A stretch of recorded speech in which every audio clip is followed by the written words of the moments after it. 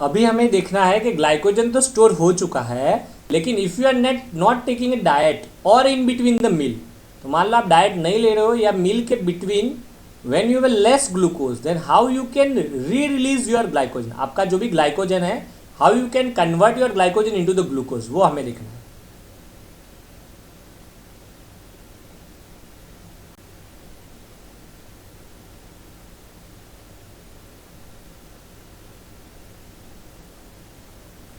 So glucose is release from the liver between meals. तो अभी हम देखेंगे कि in between meals how glucose release, मतलब ग्लाइकोजन का वापस कैसे ग्लूकोज में कन्वर्ट होता है।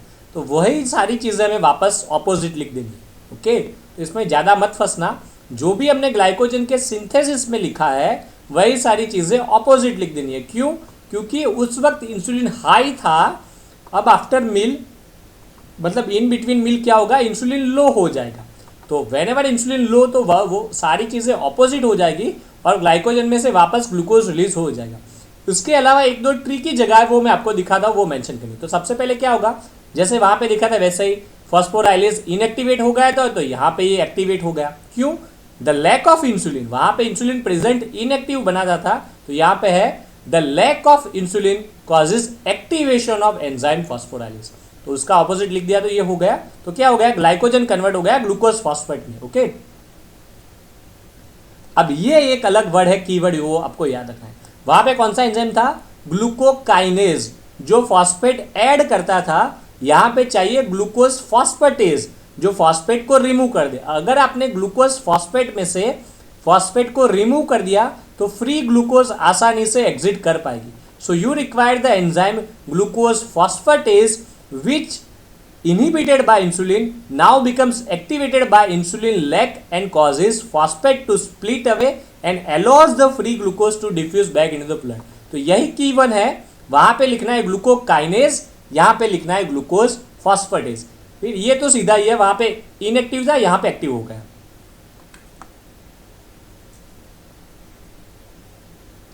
ओके, इसके बाद आपको ये याद रखना है कि ग्लूकोज आपको दिया तो आपने ग्लूकोज को यूज किया एनर्जी के लिए, बाद में आपने ग्लूकोज को कन्वर्ट कर दिया ग्लाइकोजन में, और ग्लाइकोजन आपने 5 to 6% स्टोर कर दिया। ओके, अब ग्लाइकोजन का स्टोरेज भी फिनिश हो गया, तो आप कैसे स्टोर करोगे, तो आपको कन्वर्ट करना पड़ेगा ग्लूकोज को फैट में, और बाद में आप फैट को स्टोर कर पाओगे। लेकिन आपको समझना है कि फैट जमा होती है एडिपोज टिश्यूज पे, तो आपको फैटी एसिड तो लीवर में बनाने पड़ेंगे, लेकिन फैटी एसिड को फिर भेजना पड़ेगा एडिपोज टिश्यूज में कि तू स्टोर करके रख। तो फैटी एसिड्स बनते हैं लीवर में, तो लीवर इसको बना देगा, लेकिन स्टोर कहाँ पे होते हैं, एडिपोज टिश्यूज में। ओके, तो देखो insulin promotes the conversion of glucose into fatty acids, और फिर बाद में ये दिखते हैं इनहिबिट्स ग्लूकोनियोजेनेसिस। ये कैसे होता है ये दिखते हैं। तो पहले सबसे पहले क्या हुआ, when the quantity of glucose entering the liver cells is increase, the insulin promote conversion of these to fatty acid. तो पहले तो ग्लूकोज मिला, वो एनर्जी के लिए यूज हुआ, बाद में ग्लूकोज मिला वो ग्लाइकोजन में कन्वर्ट हुआ, बाद में जो ग्लूकोज मिला उसको आपको फैटी एसिड्स में कन्वर्ट करना है। तो इंसुलिन ने इनको फैटी एसिड्स में कन्वर्ट करके दे दिया। अब ये फैटी एसिड स्टोर तो ग्लूकोज में नहीं, लीवर में नहीं हो पाएंगे, तो आपको फैटी एसिड को भेजना पड़ेगा एडिपोज टिश्यूज में, जहां पे ये डिपोजिट हो जाएंगे। तो these fatty acids are subsequently packaged as a triglyceride in very low density lipoproteins।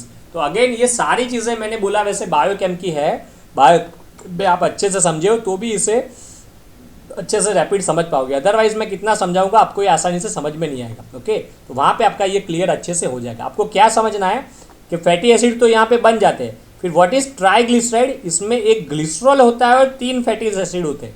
तो ट्राइग्लिसराइड में 3 फैटी एसिड होते हैं, फैटी एसिड की 3 चेन प्लस ग्लिसरॉल, ये मिलके बनता है ट्राइग्लिसराइड। तो 3 फैटी एसिड की चेन और एक ग्लिसरॉल मिलके क्या बन गया, ट्राइग्लिसराइड। अभी ट्राइग्लिसराइड बना तो दिया लीवर ने, लेकिन ट्राइग्लिसराइड ब्लड में नहीं जा सकता, इसको व्हीकल चाहिए। जैसे आप कहीं पे हो और आपको एक जगह से दूसरी जगह जाना है तो आपको व्हीकल चाहिएगा, एक्टिवा की जरूरत पड़ेगी, आप कोई और व्हीकल की। Okay, so you required vehicle, same way this triglyceride also required vehicles. That vehicle is this very low density lipoproteins। तो lipoproteins है वो कैरियर प्रोटीन है, वो ट्राइग्लिसराइड को कैरियर की तरह मूव करने का काम करते हैं। तो ट्राइग्लिसराइड ब्लड में सीधा नहीं पहुंच सकता, फैटी मतलब ट्राइग्लिसराइड सीधा ब्लड में होकर एडिपोज टिश्यू पे नहीं पहुंच पाएगा। आपने क्या किया, ग्लूकोज में ट्राइग्लिसराइड तो बना दिया, पहले फैटी एसिड बना है, फिर फैटी एसिड और सब कुछ मिलके ट्राइग्लिसराइड बन गया, लेकिन ट्राइग्लिसराइड आप एडिपोज टिश्यू पे आपको भेजना है, क्योंकि ट्राइग्लिसराइड स्टोर होगा आपका एडिपोज टिश्यूज में, तो लीवर से उसको एडिपोज टिश्यू तक भेजना है, वहां पे उसका स्टोरेज होगा। तो वो भेजने के लिए जो व्हीकल चाहिए वो सीधा नहीं जा पाएगा, तो जो व्हीकल है वो है आपका वेरी लो डेंसिटी लाइपोप्रोटीन्स। ऐसे अलग अलग आते हैं, VLDL ये है मतलब वेरी लो डेंसिटी लाइपोप्रोटीन, इसके बाद आता है LDL मतलब लो डेंसिटी लाइपोप्रोटीन, इसके बाद आता है HDL मतलब हाई डेंसिटी लाइपोप्रोटीन। ओके, तो अलग अलग लाइपोप्रोटीन है। आपको क्या समझना है, लाइपोप्रोटीन्स ब्लड में होते हैं, ओके, वो कैरियर का काम करते हैं, वो व्हीकल्स है कि जो फैटी एसिड्स को या ट्राइग्लिसराइड को एक जगह से दूसरी जगह ले जाते हैं। फिर फैटी एसिड से क्या बनता है, वो अगेन बायोकेम का हिस्सा क्या बनता है, ट्राइग्लिसराइड। उसके बाद आगे जाके ट्राइग्लिसराइड से आप उसमें बना सकते हो फॉस्फोलिपिड, बाद में कोलेस्टेरॉल, ये सब कुछ फैटी एसिड में ही बनता है। तो ये सारी फैट है, फैटी एसिड में से फैट बनती है। कौन कौन सी फैट, जैसे कि ट्राइग्लिसराइड, फॉस्फोलिपिड, कोलेस्टेरॉल, ये सब कुछ फैटी एसिड्स में से बनता है। ओके, और आप ट्राइग्लिसराइड, कोलेस्टेरॉल, फॉस्फोलिपिड, इन सबको आप स्टोर करते हो, लेकिन इन सबको ब्लड में आप खुला नहीं भेज सकते। ओके, ये सब ब्लड में अपने आप नहीं मूव हो सकते, इनको व्हीकल चाहिए ही चाहिए। इनके लिए व्हीकल जो है वो है लाइपोप्रोटीन्स। तो लाइपोप्रोटीन्स व्हीकल है, किसका व्हीकल है, फैट का व्हीकल। कौन सी फैट, ट्राइग्लिसराइड, कोलेस्टेरॉल, फॉस्फोलिपिड, और ये सब फैट किसमें से बनती है, फैटी एसिड्स में से। ओके, तो सबसे पहले वापस देखें तो इंसुलिन ने क्या किया, ग्लूकोज जो भी बचा था उसको फैटी एसिड में कन्वर्ट किया, फैटी एसिड्स में से बन गया ट्राइग्लिसराइड, ये सब कुछ लीवर में बना। लेकिन ट्राइग्लिसराइड को स्टोर करने के लिए आपको भेजना है लीवर से एडिपोज टिश्यूज तक, तो आपको व्हीकल चाहिए, तो वो व्हीकल है वेरी लो डेंसिटी लाइपोप्रोटीन। तो आपके subsequently packet triglyceride in very low density lipoprotein and transported in this form by way of blood to adipose tissues and deposited as a fat. Clear this line everyone? यहाँ पे बन चुका, liver से adipose tissue में भेजा और वहाँ पे फैट के फॉर्म में स्टोर हुआ, लेकिन भेजने के लिए आपको कैरियर प्रोटीन यूज करने पड़े, लाइपोप्रोटीन। ओके, अगेन किसी को टफ लग रहा हो तो वापस आप एक बार बायोकेम की बुक खोल के देख लो, अगर वो समझे हो तो ये बिल्कुल आसान लगेगा। ओके, देन आपको क्या समझना है, insulin also inhibits gluconeogenesis. Now what do understand bye gluconeogenesis, मतलब नया ग्लूकोज बनाना, जीनेसिस मतलब बनाना, नियो मतलब नया, ग्लूको मतलब glucose. When you create a new glucose that is known as gluconeogenesis.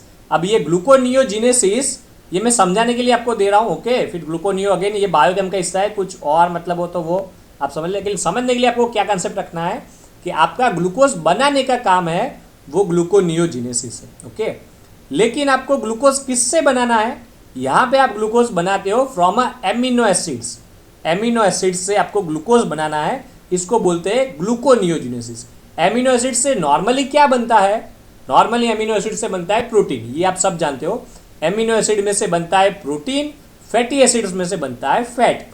Amino acids में बनता है प्रोटीन, लेकिन अगर बहुत ही ज़रूरत हो, बॉडी में ग्लूकोज बहुत ही लेस हो, तो एमिनो एसिड में से ग्लूकोज भी बन सकता है, इसको बोलते हैं ग्लूकोनियोजेनेसिस। ओके, तो एमिनो एसिड में से प्रोटीन बनता है, लेकिन आप एमिनो एसिड में से ग्लूकोज भी बना सकते हो, इसको बोलते हैं ग्लूकोनियोजेनेसिस। अब इंसुलिन का काम क्या है, इंसुलिन का काम नया ग्लूकोज बनाना नहीं है, इंसुलिन का काम को सब कुछ स्टोर करने का है। इंसुलिन ने क्या किया, आप देखो, ग्लाइकोजन को स्टोर किया। ओके, इसके बाद इंसुलिन तो आपको सब कुछ स्टोर करके देता था, इंसुलिन ने ग्लाइकोजन को स्टोर किया, इंसुलिन ने फैटी एसिड बना के फैट को स्टोर किया, तो इंसुलिन प्रोटीन को भी स्टोर करता है। एंड ग्लूकोनियोजेनेसिस का क्या मतलब है, आपको प्रोटीन को तोड़ के एमिनो एसिड बनाना है, एमिनो एसिड को तोड़ के ग्लूकोज बनाना है। But we don't want that, हमें ग्लूकोज इस तरह से, क्योंकि इंसुलिन होता ही तब है जब लार्ज अमाउंट में ग्लूकोज होती है, तो हमें ये कभी भी नहीं चाहिए कि फैट बनाने के लिए हम प्रोटीन तोड़ दें। ओके, प्रोटीन भी स्टोर है, फैट भी स्टोर है, दोनों अलग अलग फॉर्म में स्टोर है। जैसे आपके पैसे गोल्ड में भी स्टोर है और बैंक की फिक्स डिपॉजिट में भी स्टोर है, तो दोनों जगह पे पैसे फिक्स है। किसी ने मकान लिया है, किसी ने गोल्ड लिया है, किसी ने एफडी किया है, तो सब कुछ अच्छा है, क्यों किसी को तोड़ना पड़े अननेसेसरी। ओके, सेम वे आपको क्या समझना है, यहाँ पे फिर प्रोटीन तोड़ के फैट बनाने का मतलब कोई नहीं है, तो तो आपको एमिनो एसिड में से ग्लूकोज बनाने की आदत ही नहीं रखनी। तो ग्लूकोनियोजेनेसिस आपको करना ही नहीं है ताकि एमिनो एसिड यूज ही ना हो, और एमिनो एसिड यूज ही नहीं होगे तो प्रोटीन कभी भी अपने आप टूटेगा ही नहीं, क्योंकि प्रोटीन को पता है कि मैं टूट के क्यों एमिनो एसिड बनाऊं, बिकॉज एमिनो एसिड का तो ग्लूकोज बनने वाला ही नहीं है। तो you want inhibition of gluconeogenesis and that is achieved by insulin. तो इंसुलिन क्या करता है, इंसुलिन प्रोटीन को बनाने का काम करता है। ओके ओके, इनहिबिट वो हम डिटेल में भी आगे देखेंगे प्रोटीन के वक्त, लेकिन अभी कैसे समझ लो, इंसुलिन का क्या काम है, प्रोटीन को बनाने का काम। लेकिन गलती से अगर प्रोटीन टूट गया, गलती से प्रोटीन टूट गया और एमिनो एसिड आए, तो इंसुलिन बोलेगा कि मैं तुम्हें यूज नहीं करूंगा, तो बेचारे एमिनो एसिड वापस प्रोटीन में बन जाएंगे। ओके, इंसुलिन को काम है प्रोटीन बनाने का काम, मतलब इंसुलिन प्रोटीन को कभी भी तोड़ता नहीं है, लेकिन गलती से कोई प्रोटीन टूट भी गया है तो उसके एमिनो एसिड्स को भी ये यूज नहीं करेगा। मतलब मान लो कोई छोटा सा लड़का है, वो अपने पिताजी के एफडी के पैसे तोड़ के भी लाया है, तो भी उसका दोस्त यूज नहीं करना चाहिए कि भाई मुझे ये पैसे नहीं चाहिए, ये तुम्हारे पिता की एफडी है। सेम वे ये प्रोटीन था, वो टूट के गलती से आया एमिनो एसिड फॉर्म में, तो भी इंसुलिन मना कर दे। ये ऐसा नहीं सोचता कि चलो अभी प्रोटीन तो टूट ही गया है, चलो मैं इसको यूज कर लेता हूँ। इंसुलिन कभी भी ऐसा नहीं सोचता।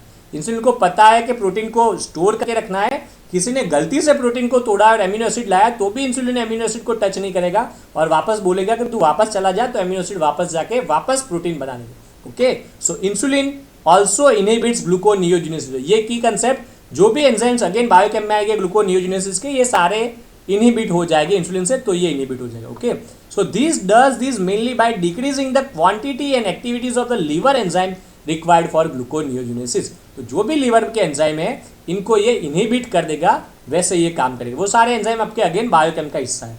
सो decrease the release of amino acid from a muscle and other hepatic other tissues than the liver. Okay, तो मसल्स में मेनली प्रोटीन होते हैं, तो मेनली मसल्स में भी ये प्रोटीन नहीं तोड़ेगा, और बाकी कोई भी टिश्यू में थोड़ा बहुत प्रोटीन पड़ा है, वहां से ये एमिनो एसिड को रिलीज नहीं होगा। Thus there is a decrease availability of this necessary precursor required for gluconeogenesis. तो एमिनो एसिड को भी नहीं आने देता, और एमिनो एसिड आया है तो वो एंजाइम्स को भी बंद रखता है, तो अल्टीमेटली ग्लूकोनियोजेनेसिस नहीं होता और प्रोटीन स्टोर होता है। तो ये भी एक ह्यूज कंसेप्ट है, वो मैं जब डायबिटीज लूंगा तब ये सारी छोटी छोटी चीजें आपको अभी लगेगी वो काम आएगी। क्या कंसेप्ट बना कि इंसुलिन ने क्या किया, प्रोटीन को टूटने नहीं दिया। सेम वे इंसुलिन ने आगे क्या किया, हमने देखा फैट को भी नहीं टूटने दिया। इंसुलिन ने ग्लाइकोजन भी बनाया, बाकी कुछ बचा तो इंसुलिन ने फैटी एसिड का फैट भी बनाया, और इंसुलिन ने प्रोटीन भी बनाया। तो इंसुलिन ऐसा हार्मोन है जो फैट भी बनाता है, ग्लाइकोजन भी बनाता है, प्रोटीन भी बनाता है। तो पेशेंट आप देखो, कोई भी पर्सन आपके पास होगा तो उसमें लार्ज अमाउंट ऑफ फैट होगी, लार्ज अमाउंट ऑफ प्रोटीन होगा, तो वो कैसा दिखेगा आपको, ओबेस की तरह दिखेगा। उसका वेट अच्छा होगा, नॉट अ ओबेस वन, क्योंकि प्रोटीन है, मसल मास है तो अच्छा दिखेगा, लेकिन उसका वेट होगा। तो मान लो कोई पेशेंट है, उसका हेल्दी वेट है, बहुत ही वेट अच्छा है उसका। ओके, तो उसका वेट होगा वेरी हाई अमाउंट। ओके, तो उसमें वेट होगा वेरी हाई। अब मान लो उसको डायबिटीज हो गया, तो किसी का वेट है, उसको अगर डायबिटीज हो गया तो क्या होगा, डायबिटीज हो गया तो उसका इंसुलिन चला जाएगा, उसका इंसुलिन चला जाएगा तो उसकी फैट टूटना स्टार्ट हो जाएगी। ओके, फैट टूटना स्टार्ट हो जाएगी, प्रोटीन भी टूटने स्टार्ट हो जाएगी। तो फैट टूटी, प्रोटीन टूटी, तो उसका वेट डिक्रीज हो जाएगा। तो एक की कंसेप्ट क्या बनता है कि ओबेस लोगों में डायबिटीज होता है, लेकिन डायबिटीज आपको थीन बनाता है। ये की लाइन है, ये सभी याद रख लेना। What is the key line, कि ओबेस लोगों में डायबिटीज होता है, लेकिन डायबिटीज होने से आप थीन होते हो। क्लियर, क्योंकि क्या होगा, आप कोई भी पेशेंट देखोगे तो वो ओबेस होगा, उसको डायबिटीज होगा, तो आपको लगेगा डायबिटीज से ओबेसिटी, ऐसा कुछ भी नहीं है। क्या कंसेप्ट है, ओबेसिटी से डायबिटीज होता है और डायबिटीज से आप थीन हो जाते हो। तो नेचुरली क्या होगा, अगर कोई पेशेंट ओबेस है और उसको डायबिटीज हो गया, तो 10 साल 20 साल के बाद वो थीन हो सकता है।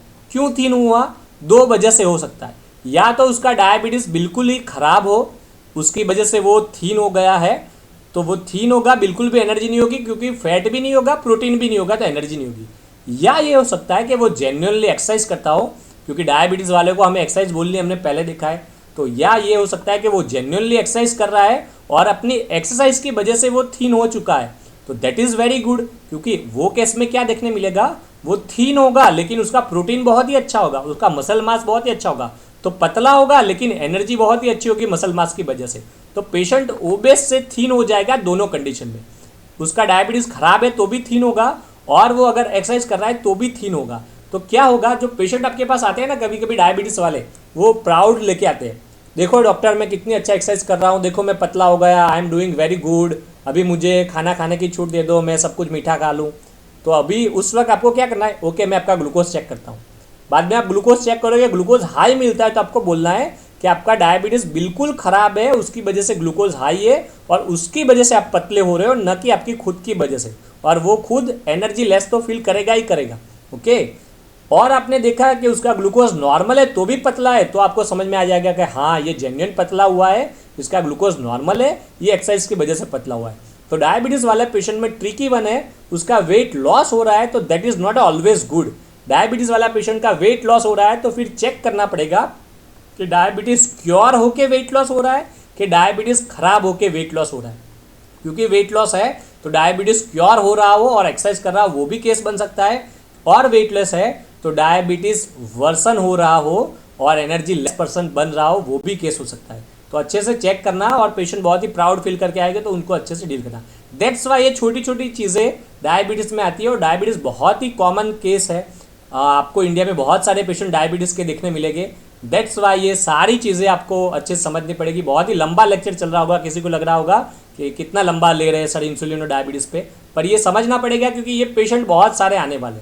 फिर आपने ग्रोथ हार्मोन देखा है तो ड्वार्फिज्म के आपने कितने पेशेंट देखे, आप अपने सराउंडिंग में देख लो कि आपने ड्वार्फिज्म मतलब बहुत ही लेस हाइट वाले कितने लोग दिखते हो, बहुत ही थोड़े दिखने मिलेंगे, ठीक है, जिसकी हाइट बहुत ही छोटी हो ड्वार्फिज्म।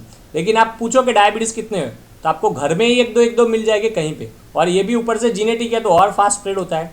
तो you have to understand this topic, though this is long, though we are taking it too much time on this, but you have to understand this very thoroughly, क्योंकि ये छोटी छोटी चीज़ें अभी एक्शंस में है, वो जब अप्लाइड बनेगी तो वो क्लियर कंसेप्ट लेके आएगी। वापस हम डायबिटीज़ के अप्लाइड में, वापस हम डायबिटीज़ समझेंगे पूरा, तब ये चीज़ें मैं वापस कवर करवाऊंगा। लेकिन अभी हम फिजियोलॉजी के साथ समझ रहे हैं तो आप अच्छे से समझ लो, फिर लास्ट में हम डायबिटीज़ में अलग से कवर करूंगा तो ये सारी चीज़ें वापस भी रिवाइज हो जाएगी, ओके। तो ये हमने देख लिया कि ये कैसे ग्लूकोनियोजेनेसिस को इनहिबिट किया, ओके, और कैसे प्रोटीन को भी इसने टूटने नहीं दिया इंसुलिन में, ओके।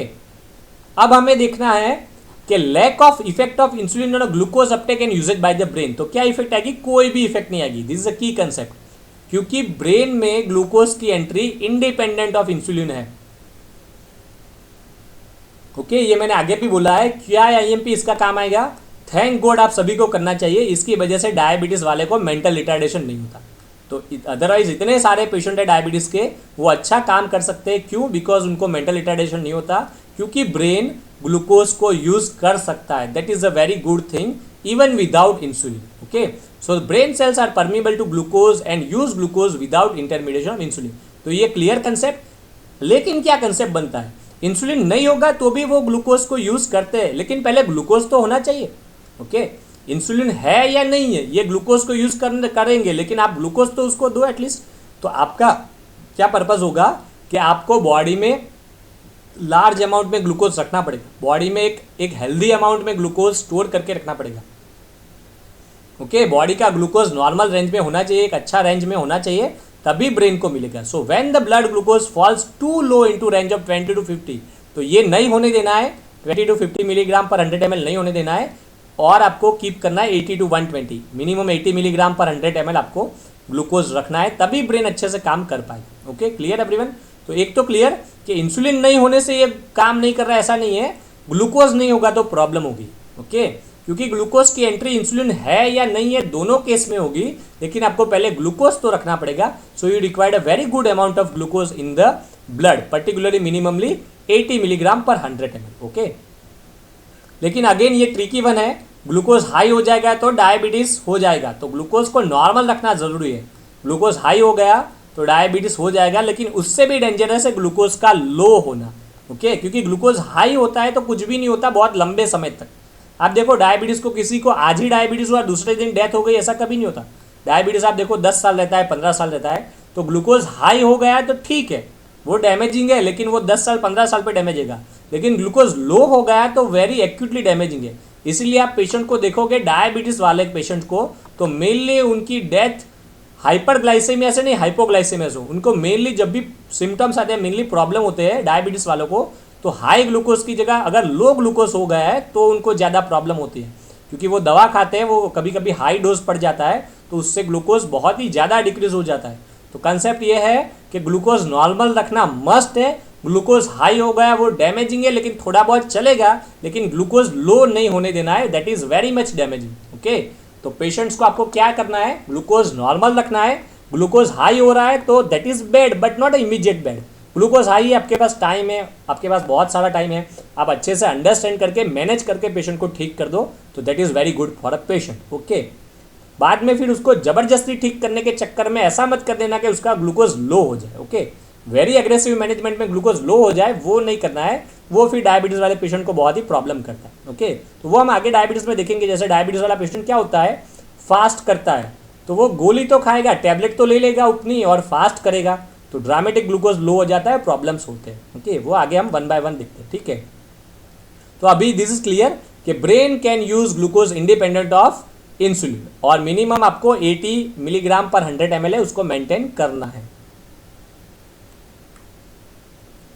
ओके, अब देखना है इफेक्ट्स ऑन एडिपोज टिश्यूज के भाई ग्लूकोज की एडिपोज टिश्यूज पे क्या इफेक्ट है। तो इंसुलिन क्या करेगा, ग्लूकोज की एंट्री करेगा एडिपोज टिश्यूज में। एडिपोज टिश्यूज में क्या स्टोर होगा, जैसे हम सब ने देखा है एडिपोज टिश्यूज में फैट स्टोर होती है। ओके, फैट मतलब कौन सी फैट, ट्राइग्लिसराइड वाली। ओके, तो ट्राइग्लिसराइड फैट है, कोलेस्टेरॉल फैट है, फॉस्फोलिपिड फैट है। तो एडिपोज टिश्यूज में मान लो मेनली ट्राइग्लिसराइड स्टोर होता है। ट्राइग्लिसराइड का मतलब क्या है, मैंने बोला था वैसे 3 फैटी एसिड्स और एक ग्लिसरॉल मिलके हो जाता है ट्राइग्लिसराइड। तो 3 फैटी एसिड्स एंड एक ग्लिसरॉल मिलके बन जाता है ट्राइग्लिसराइड। तो आपको 3 फैटी एसिड चाहिए, एक ग्लिसरॉल भी चाहिए, तब जाके ट्राइग्लिसराइड बनेगा और स्टोर होगा। तो फैटी एसिड तो आपको लीवर बना के देता है और वो ट्रांसपोर्ट में भेजता है, तो लेकिन फैटी एसिड तो आपको मिल गए, लेकिन फैटी एसिड में आपको ग्लिसरॉल भी ऐड करना पड़ेगा। तो ये जो ग्लिसरॉल है वो मेनली बाहर का ग्लूकोज होता है। तो most of the glucose converted into the glycerophosphate. Okay, तो ये एडिपोज टिश्यूज में होता है। एडिपोज टिश्यूज में क्या होता है, ग्लूकोज आया, ओके, वो ग्लूकोज एंटर हो गया, एडिपोज टिश्यूज में ग्लूकोज गया, तो ग्लूकोज पहले ग्लिसरॉल बनाएगा और फिर ग्लिसरॉल और फैटी एसिड मिलके आपको ट्राइग्लिसराइड फॉर्म में स्टोर हो जाएगा। ओके, और थोड़ा बहुत ग्लूकोज सीधा फैटी एसिड बना के भी ट्राइग्लिसराइड फॉर्म में स्टोर होता है। तो ग्लूकोज का ग्लिसरॉल भी बनता है और ग्लूकोज का फैटी एसिड भी बनता है, लेकिन फैटी एसिड थोड़ा ही बनता है। देखो, to minor extent glucose converted into fatty acid. तो ग्लूकोज का फैटी एसिड भी बनता है, ग्लूकोज का ग्लिसरॉल भी बनता है, 3 फैटी एसिड और एक ग्लिसरॉल मिलके बन जाता है ट्राइग्लिसराइड, और ये स्टोर हो सकता है लार्ज अमाउंट पे। लेकिन क्या रखना है, ग्लिसरॉल आपका मेनली लार्ज अमाउंट पे बनेगा, फैटी एसिड बहुत ही लो अमाउंट पे बनेगा। तो आपको फैटी एसिड कौन देगा फिर ट्राइग्लिसराइड के लिए, आपको फैटी एसिड बना के देगा लीवर। हमने देखा है ना कि लीवर बना के देता था फैटी एसिड, फिर वो फैटी एसिड ट्रांसपोर्ट होते थे एडिपोज टिश्यूज तक और फैट फॉर्म में स्टोर। ओके, तो ये हो गई इंसुलिन की effect on adipose tissue for carbohydrate metabolism. तो ये पूरा हमने क्या देखा, ओनली एंड ओनली कार्बोहाइड्रेट का देखा। ओके, बहुत ही ट्रिकी वन था, लंबा है, वापस मैं रिवाइज करा देता हूँ फास्ट में।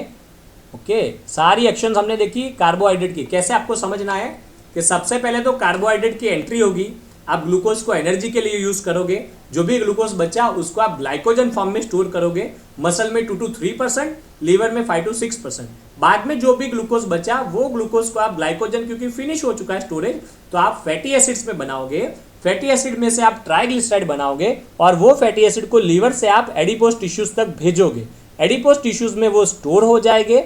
इसके बाद डायरेक्ट एक्शन क्या होगी इंसुलिन के एडिपोज टिश्यूज पे, वो ग्लूकोज की एंट्री करवाएगी, ग्लूकोज को कन्वर्ट करके देगी ग्लिसरॉल में, तो ग्लिसरॉल आपको हेल्प करेंगे फर्दर ट्राइग्लिसराइड बनाने में, और थोड़े बहुत ग्लूकोज को वो फैटी एसिड्स में भी कन्वर्ट करके देंगे, तो फैटी एसिड भी थोड़ा बहुत वहाँ पे ट्राइग्लिसराइड फॉर्म में स्टोर हो जाएगा। और हमने स्केलेटल मसल पे क्या एक्शन देखी कि ग्लूकोज को एंट्री करवाएगा, ग्लूकोज यूज होगा एनर्जी फॉर्म में, बाद में ग्लूकोज बचा वो ग्लाइकोजन फॉर्म में 2 to 3% स्टोर हो जाएगा। ये हमने स्केलेटल मसल में देखा। और हमने क्या देखा, ये कभी भी प्रोटीन को टूटने नहीं देगा। अगर गलती से किसी ने प्रोटीन को तोड़ा भी है तो वो एमिनो एसिड को टच भी नहीं करेगा, एंड दैट्स वाई वो ग्लूकोनियोजेनेसिस को इनहिबिट करेगा। तो ये सारी हमने एक्शन देखी इंसुलिन की on the carbohydrate metabolism. Okay, अभी हम फिर हमने लीवर में भी देखा ग्लाइकोजन स्टोरेज, फैटी एसिड्स, तो ये सारी चीज़ें हमने देख ली है। अब हम देखेंगे इंसुलिन की एक्शन ऑन अ फैट, कि इंसुलिन की एक्शन फैट की क्या है। यही सारी एक्शन वापस आएगी जैसे फैटी एसिड बनाना, लेकिन हमें अलग से फिर एंजाइम देखने पड़ेंगे। तो अब हम देखेंगे insulin actions on a fat.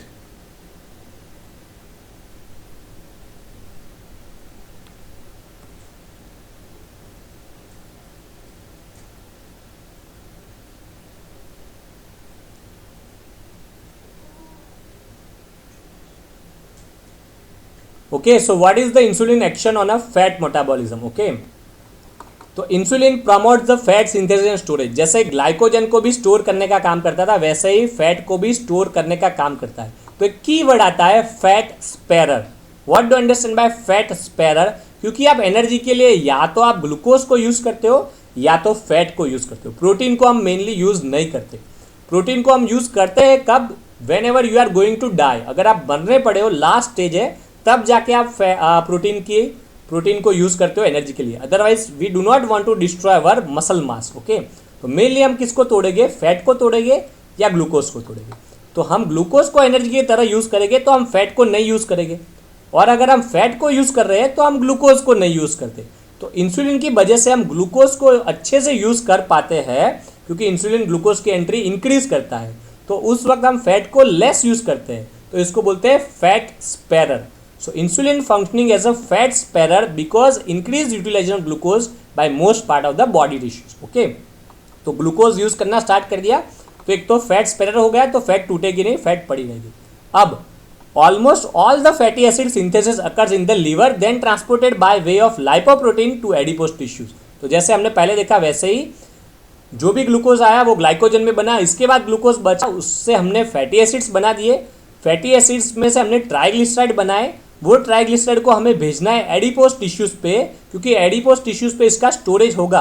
लेकिन वो भेजने के लिए हमें करियर चाहिए, व्हीकल चाहिए। वो व्हीकल हमारा हो गया लाइपोप्रोटीन्स। ओके, तो ऑलमोस्ट सभी कुछ बना लीवर में। थोड़े बहुत हमने देखा मसल भी बना सकता है, लेकिन मेनली सब कुछ बना लीवर में फैटी एसिड।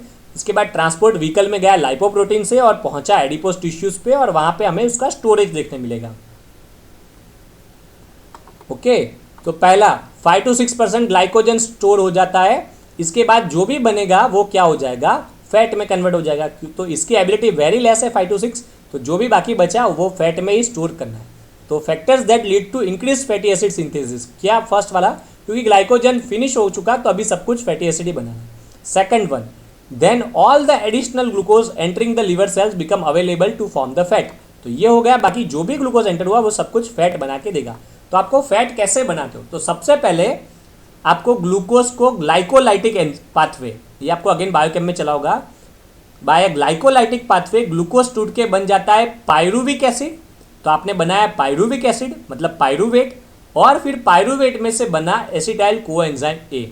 अगर एसिटाइल कोएंजाइम ए बन गया तो फिर आप फैटी एसिड बना सकते हो। Okay, acetyl coenzyme A main one है, ये सब कुछ आपको बना के देगा। ये 2 कार्बन का होता है एसिटाइल कोएंजाइम ए, ये सब कुछ बना के देता है। ओके, तो अगर एसिटाइल कोएंजाइम में बन गया 2 कार्बन का, तो फिर धीरे धीरे 2 के 4, 4 के 6, 8 के 10, 12, फिर वो 18 चेन वाला आपका फैटी एसिड बन जाएगा जो आपको बायोकेम में चलाते हैं। ओके, तो सबसे पहले क्लियर, ग्लूकोज से हुआ ग्लाइकोलाइटिक पाथवे, तो पायरुवेट बन गया, फिर पायरुवेट में से बन गया एसिटाइल कोएंजाइम है।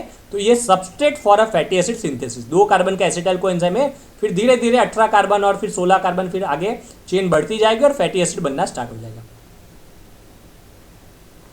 ओके, अब क्या होगा? अगर लार्ज अमाउंट में ग्लूकोज है तो लार्ज अमाउंट में साइट्रेट एंड आइसोसाइट्रेट भी फॉर्म हो गया। आपने देखा है ना साइट्रिक एसिड साइकिल, मतलब क्रैब साइकिल, तो ये स्टार्ट हो जाएगी। क्योंकि ग्लूकोज आप हाई अमाउंट में दे रहे हो तो माइटोकॉन्ड्रिया में क्रैब साइकिल हाई अमाउंट में चालू ही रहेगी।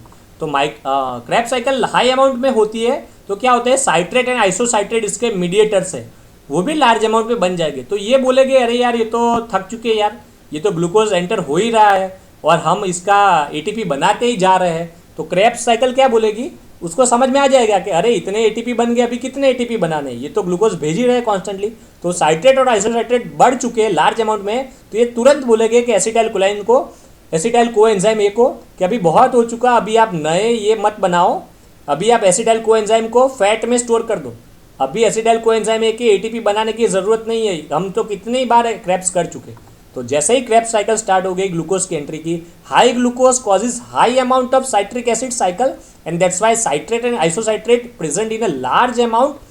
This is when increased glucose are being used for energy. That's why they are going to activate enzyme acetyl coenzyme carboxylase. तो साइट्रेट एंड आइसोसाइट्रेट क्या करते हैं, चुपके से धीरे से एसिटाइल कोएंजाइम कार्बोक्सिलेज को स्टिमुलेट कर देते हैं। एक बार एसिटाइल कोएंजाइम में कार्बोक्सिलेज आ गया तो वो क्या करेगा, एसिटाइल कोएंजाइम को मेलियोनाइल कोएंजाइम में कन्वर्ट कर देगा और वो आपका हो जाएगा first stage of fatty acid synthesis. Clear. तो आपका एसिटाइल कोएंजाइम में मेलियोनाइल, एसिटाइल कोएंजाइम में 2 कार्बन का होगा, मेलियोनाइल कोएंजाइम में 4 कार्बन का होगा।